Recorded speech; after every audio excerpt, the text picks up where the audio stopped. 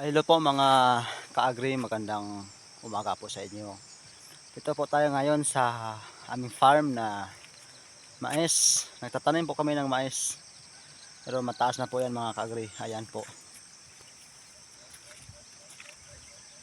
Ayan, magmais muna tayo mga ka-agri. Yung hindi lang kasi citrus yung gagawin natin o iba pang prutas. Kailangan meron din tayong tanim na mais kahit konti lang. Ito po, meron din kaming nyug. Yan po yung mais namin, medyo superior nga mga ka-agri. Ayan, medyo superior nga eh. Kasi naabutan ito ng init at hindi pa naulanan.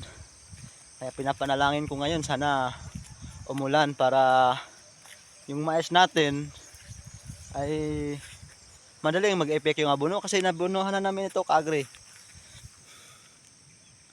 Ayan, meron na abono yan. Ayan. So, malawak po ito mga ka-agri. Malawak pero failure. Yan, hanggang dulo pa yan. Hanggang doon pa. Doon pa yun. Pero yung iba natin mga ka-agri is madali na po nating ma-harvest mga Marso. Pwede na po, no? At ito po yung iba na malapit na po mag-harvest. Ayan. Sana ma-harvest na tayo, no? Mga Marso ka-agri. Pwede na ito i-harvest. Mga mga second week ng March, pwede na po ito i-harvest. Ayan, no? Medyo maliit nga lang ang bunga ito. Pero okay na to mga ka-agri. At least meron po tayong ma-harvest, 'di ba? Kaya ayun, sa tulong ng Panginoon, kaya ito ang bunga ng ating mais. No, ito po yung iba na malapit na natin i-harvest. So ito medyo malawak-lawak rin. Ayan. Dalawang bukid po ang lawak nito mga ka-agri. So sana meron tayong ma-harvest, no, na mais. Pero imposible naman mga ka-agri kasi may bunga naman, no, kahit maliit. At least may bunga. Ayan. Hanggang doon pa po yan mga ka-agri. Yan. Kasi mga ka-agri, wala naman po tayong ibang gagawin kundi magmais.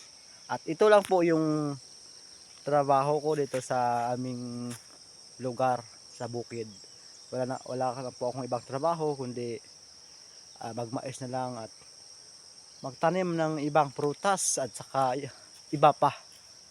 Ito po yung pinaka maganda, yung magtanim tayo mga ka-agri, dahil ito ay mabuti sa atin. At huwag po tayo magpatamad para meron po tayong money.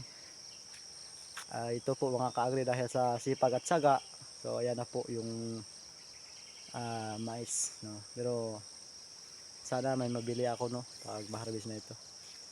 Then mga ka-agri, akong nakita mo itong aking video, and then encourage ko sa iyo na magtanim din kayo ng kahit na ano, mais or iba pa dyan ng mga prutas. Magtanim din kayo mga ka-agri, dahil sayang yung panahon na lumalakbay pag wala tayong tinanim at wala tayong anihin. And then mga ka-agri, huwag tayo magpatamad, no? Para tayo ay mangin halimbawa sa mga huling henerasyon ng mga kabataan. Ayun, kung nagustuhan mo yung aking video ngayon, then please paki-like, then paki-share, then paki-subscribe kung napanood mo yung aking YouTube channel ngayon. So salamat mga ka-agri. Sabihin ko sa iyo, ang taong humahanap ay makakita, at ang tunay na kaibigan ay hindi nangiiwan. Ayan lang mga ka-agri. So salamat. And then God bless you. Magandang umaga. Bye bye.